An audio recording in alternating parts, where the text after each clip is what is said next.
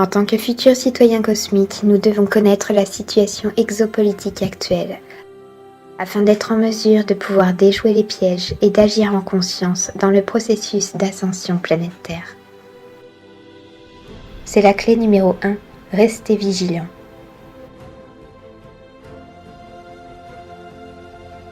Si vos pensées restent chaotiques, avant tout prenez le temps de vous détacher et de ressentir le changement de l'intérieur. C'est la clé numéro 6, se ressourcer.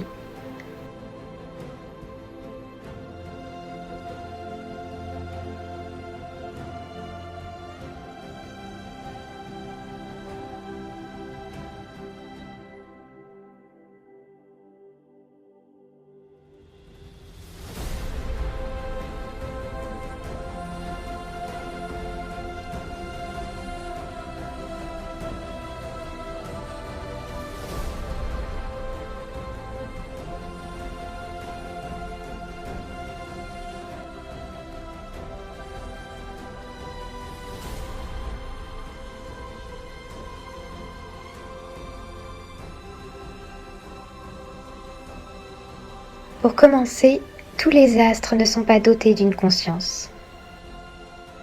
À l'origine, ils le sont, mais la Lune par exemple a été vidée de l'intérieur, aménagée et transformée en vaisseau. Aujourd'hui, elle n'a plus de conscience.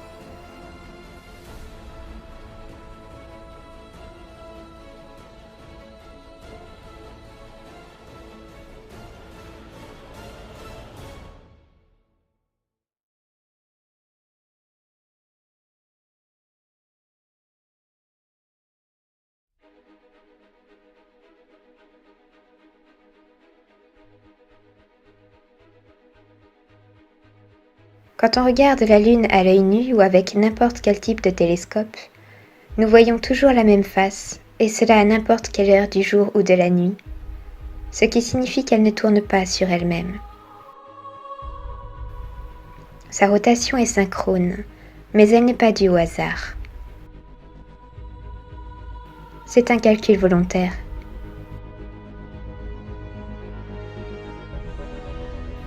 La Lune est en effet un complexe militaire qui surveille l'activité sur Terre à distance.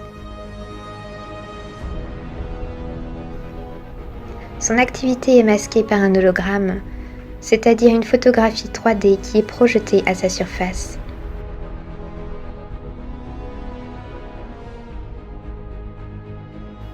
Mais à l'arrière, sur sa face cachée, l'activité est très présente.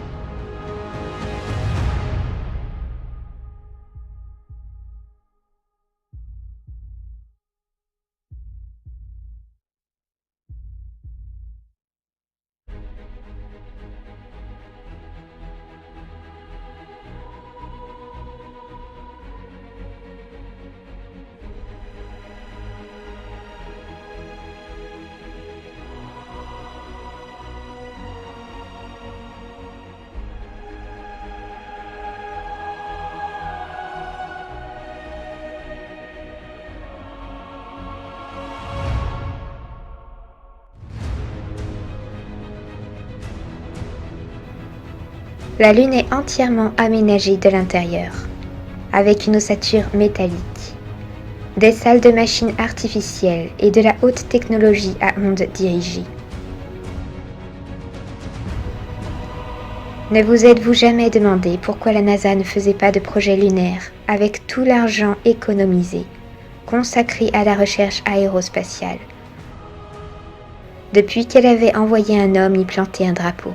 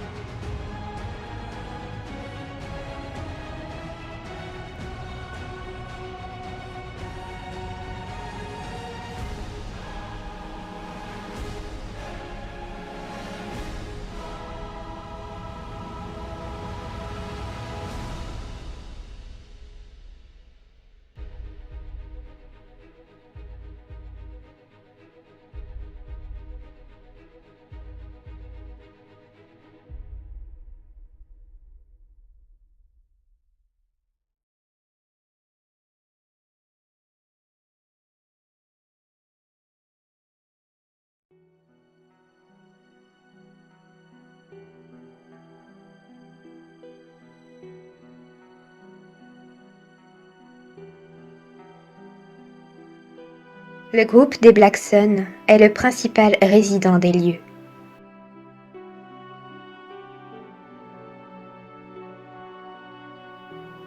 Telle une tour d'opération, le satellite lunaire envoie des ondes de programmation vers des points stratégiques de la planète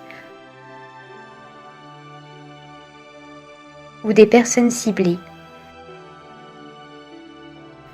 Une technologie invisible qui ne risque pas d'être détectée.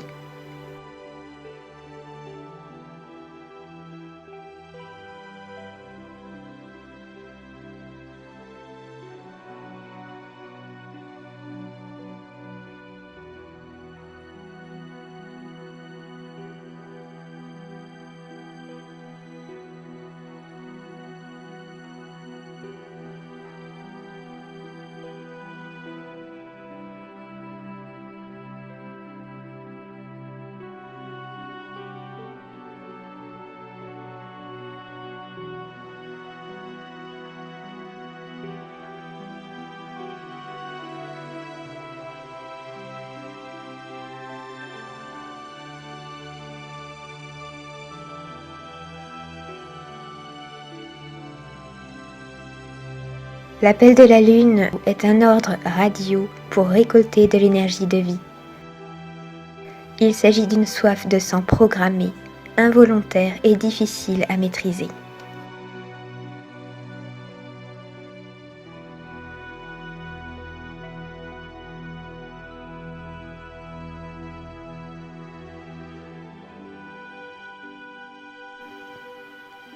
La femme est depuis longtemps influencée par la Lune. Cependant, l'astre en question n'est pas une divinité, ni une conscience cosmique à célébrer. Même si autrefois la Lune était bien une conscience vivante, aujourd'hui elle ne l'est plus. Du moins il n'y a plus rien d'organique et de divin.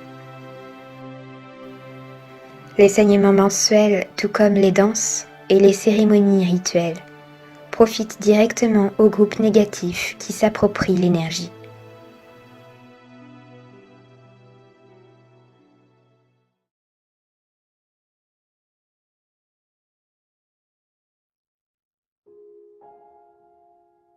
La dureté de cette réalité ne doit pas assombrir nos journées. Le simple fait de prendre connaissance de son activité permet de ne plus y consentir, d'éviter d'être dirigé par des images mentales ou des rêves traumatisants, de ne plus participer à des célébrations organisées ou des transes inconscientes. Nous vivons depuis l'enfance avec la lune à nos côtés, dans le ciel, dans les récits ou les contes de fées. Elle fait partie intégrante des histoires que l'on se contait auprès du feu pour s'endormir. Alors il est évident que bien des personnes auront du mal à l'accepter et qu'il faudra du temps.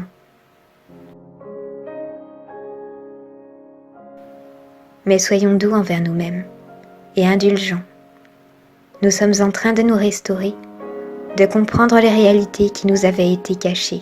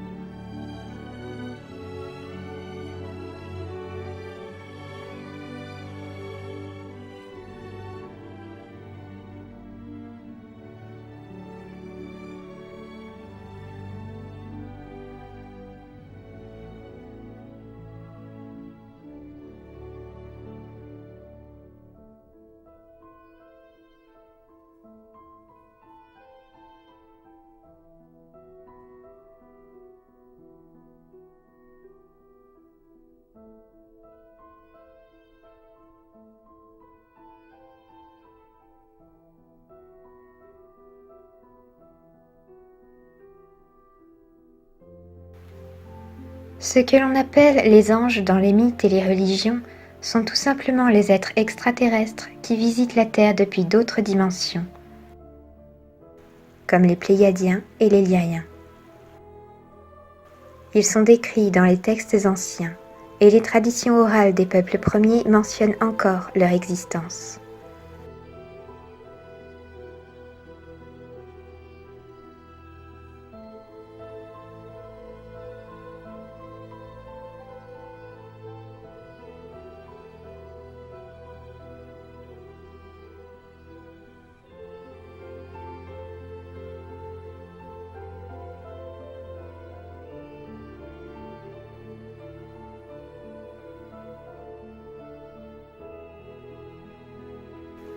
Toutefois, à l'heure actuelle, les anges qui sont le plus à la mode sont des anges déchus, d'anciens membres de la lumière qui ont sombré et qui travaillent désormais avec les groupes négatifs dans des agendas de l'ombre.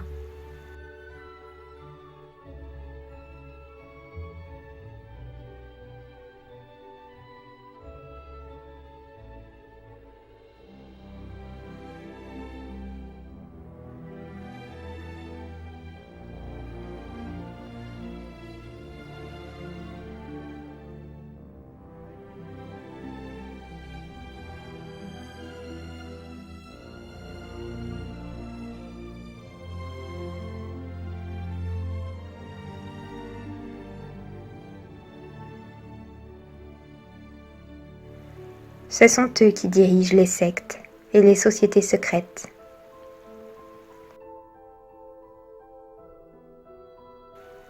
Si nous invoquons un ange ou que nous remettons notre vie entre ses mains, il n'hésite pas à profiter de la situation, pactisant de manière détournée pour nous offrir ce que nous demandons. Mais en échange, il prend quelque chose, et nous ignorons souvent y avoir consenti. Cela peut être de l'énergie corporelle, de l'énergie sexuelle, de la récupération d'embryons. Faites attention à ce que vous dites dans les moments les plus durs, lorsque tout vous semble noir, sur un lit d'hôpital, sur le banc de l'église ou devant une pierre tombale.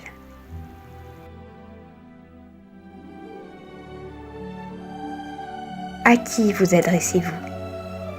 Que vendez-vous?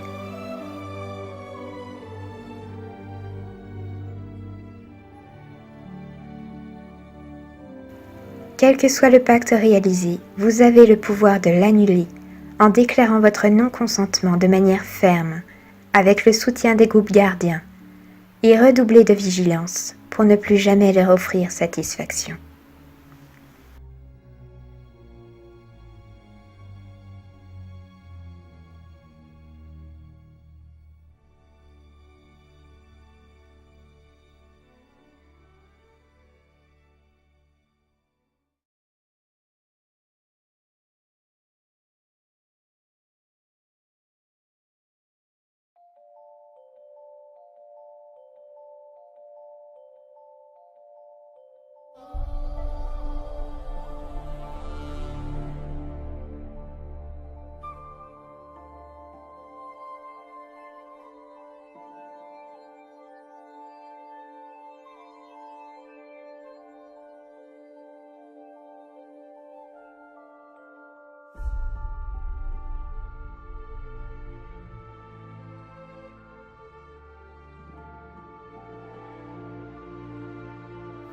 En plus d'avoir réalisé sa propre version de la Bible et diffusé une religion d'idolation à son image, Yahvé dirige une sombre technologie depuis Saturne.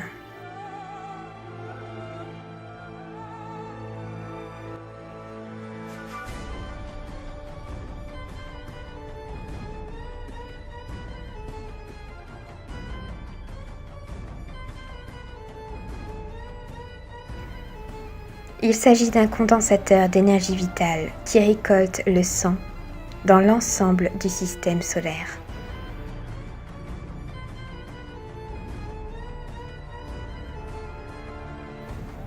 L'énergie du sang est puisée au travers des guerres, des sacrifices, des rituels, suicides et menstruations.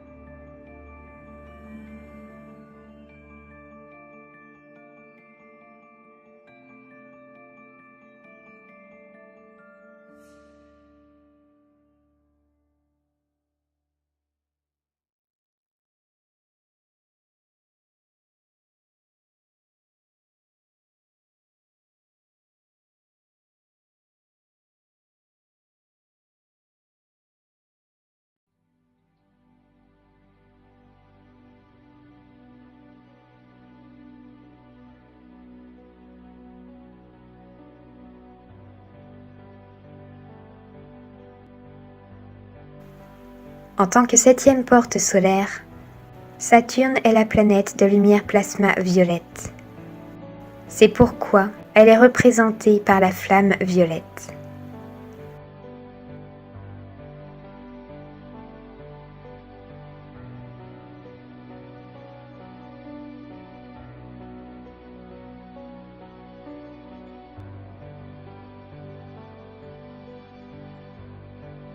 En sachant cela, il est bon d'arrêter toute utilisation de la flamme violette, car elle permet d'acheminer l'énergie corporelle vers la technologie de Saturne, où des entités sombres sont créées.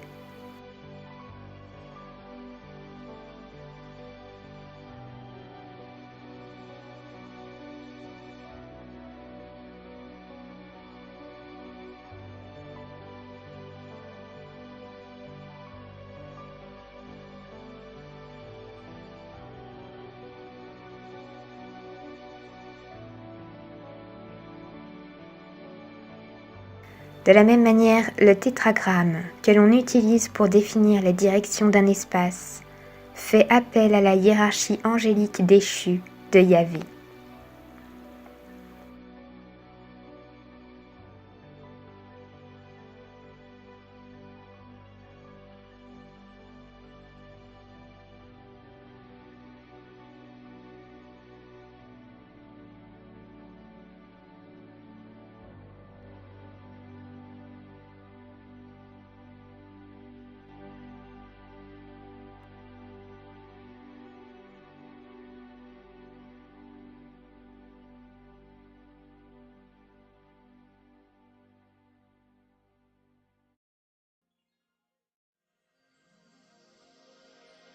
La famille gardienne de Métatron a été absorbée par un trou noir artificiel durant les guerres de la Lyre. Elle s'est retrouvée mêlée à l'intelligence artificielle, contrôlée et dirigée par la technologie.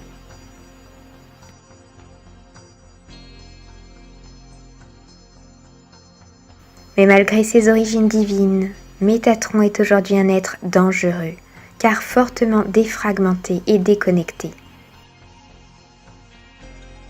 Il travaille avec les groupes négatifs lucifériens en approvisionnant les centrales d'énergie vitale du système Yahvé.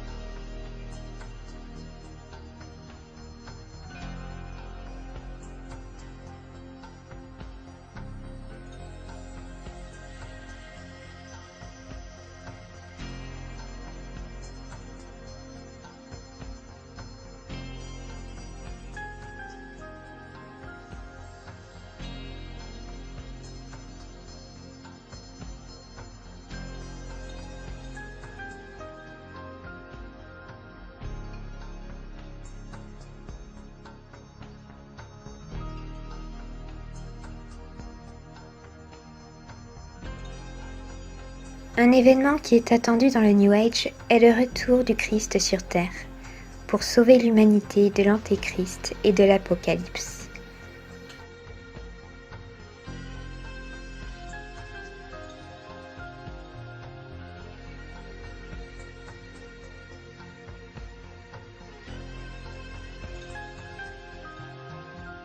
Jésus ne va pas se réincarner maintenant, mais il opère depuis les autres plans. Il est conscient de l'importance capitale de la période que nous vivons.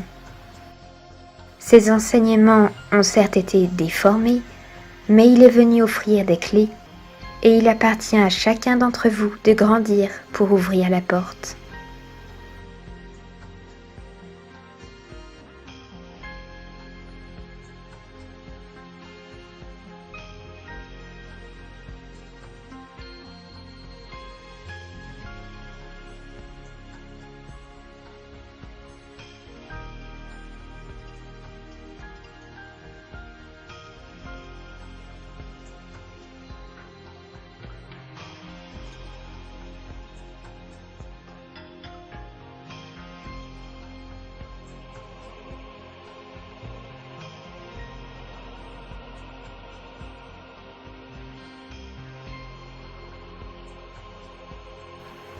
Tout comme lui, de nombreux autres gardiens ont déjà apporté des enseignements et continuent d'en apporter au jour le jour.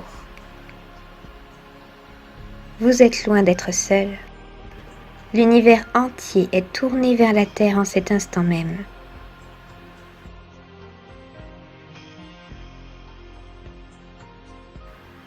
Ce qui est décrit comme le retour du Christ symbolise en fait le retour de la lumière sur Terre.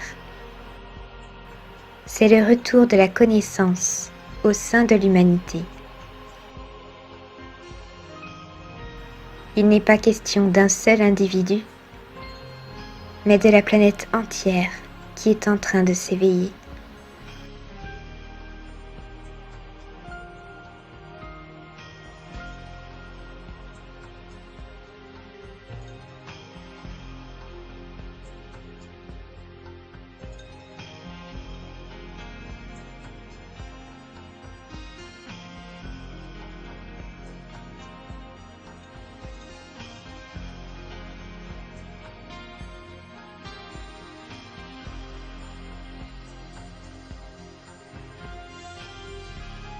Vous êtes aidés en chaque instant.